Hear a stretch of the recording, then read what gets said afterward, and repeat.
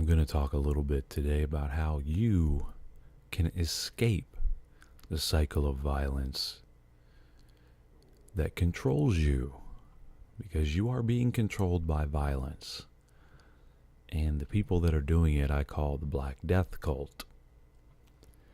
Now, the Black Death Cult is all up here, all these people, and these are their violent controllers. These are the people they use to control you violently. So, these are the people that you're never going to be able to overcome.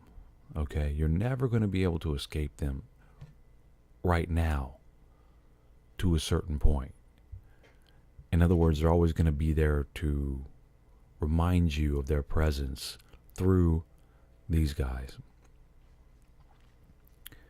So, how do you hear? I'll give you an example, like right here. Texas National Guard troops will be armed, says governor. So, who's the governor? He's up here. And what's he doing? He's arming military. He's arming a security force with guns to violence people down here. Okay?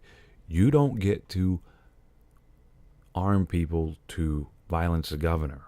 Okay? You don't get to do that. Do you understand that? So that's why you can't overcome these people right now. Okay? Because the only way that you can is through violence right now. But amongst ourselves, we don't have to use violence. Amongst ourselves, we don't have to use violence. See, this is where we can escape the violence. If you look at Christian ideologies are peaceful, the Prince of Peace. If you look at nonviolence, you could have a credo of nonviolence, like a vegan that stops violence on animals by being vegan. That stops violence. You can be let's say a Black Lives Matter person to stop police violence against your race of people. There's a whole multitude of ways that you can be nonviolent down here. You don't have to you don't ever have to call the cops. You don't ever have to you don't have to do any of this stuff. You don't have to ever engage these people up to the point of them engaging you. Okay, in other words, when the governor sends out the troops and they're pointing a gun at you, you're getting engaged, okay? When the local public servants send out a cop to arrest you because you're violated a land right or something, well, you are going to be subjected to their control. That's why I said it's going to be impossible right now in 2018 to totally escape this control mechanism. Okay, but that's why I am illustrating it for you, so you can see it and you can understand it and know how it's working, so you can escape it, because we actually can escape this. This is the heart of the Black Death Cult right here. This is actually what makes the Black Death Cult run.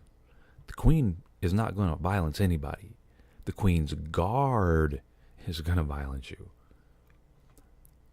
The governor, Greg Abbott, he's in a wheelchair, by the way. He's not going to violence anybody. He's in a wheelchair. Greg Abbott's up here, politician, in a wheelchair. Leader, in a wheelchair. He's not going to violence you. His security forces are. His National Guard is. His National Guard is. You understand that? So, that's why this is the actual heart of the Black Death Cult. Now, what happens is they perpetrate violence on you. You can never perpetrate violence on them. But amongst ourselves, we don't have to perpetrate violence on each other. We don't have to do it.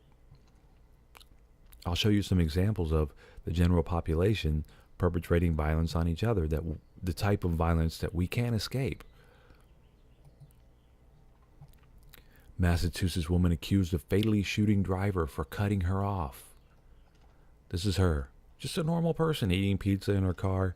She says she bragged that she warned the victim, "Don't make me spank you. Don't make me spank you." and then she shot the guy in the chest, killing him. That is classic Black Death cult operation, right? Here's the law. If you don't follow it, we're going to spank you with the cops. In school, they actually do spank you. When I was in school, the principal could actually paddle you, by the way. Once again, a public servant. The principal of a school, of a public school system, could actually physically spank you with a paddle when I was in school. So if you did something wrong, you could actually physically get spanked. And then if something else happened, an assault in the school, anything, we had a cop in the school, a school police officer assigned to our school. So that's classic Black Death cult. And then when she works it out down here amongst herself, none of these guys are involved. It's just her and the guy that she spanked. And she spanked him with a gun, a bullet to the chest.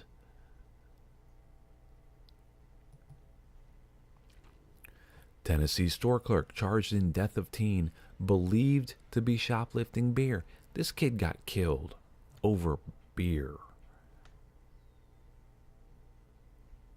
This human being got exterminated over a product, a resource. These people are controlling all the resources. So when you try to take their resources, like if you walk into the Queen's Palace and go, I'd like a meal here, the Royal Guard doesn't let you in.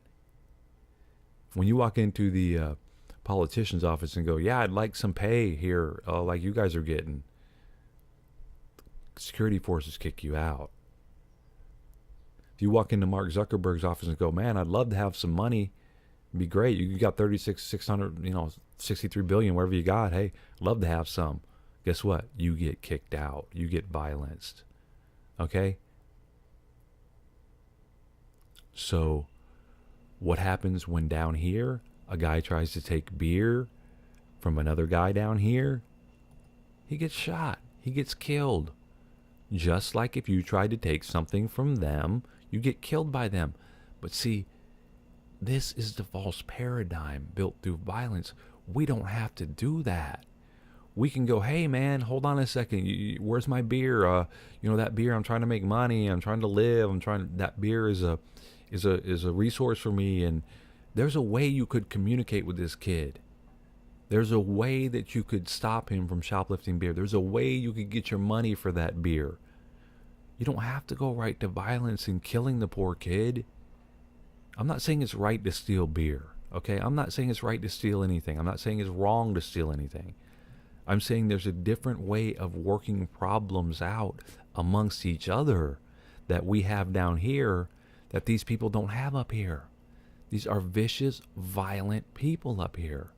And we down here do not have to imitate them. We don't have to take their mantle until it's time to take their mantle. In other words, when this guy pulls you over and tells you you violated a law and you owe $250 for a speeding ticket, yeah, you got to pay it. That's when you have to engage. When this guy says, yeah, you owe us money because we have a system here called the United States government and we call this taxes and you owe us money, yeah, you got to pay them or you get violenced.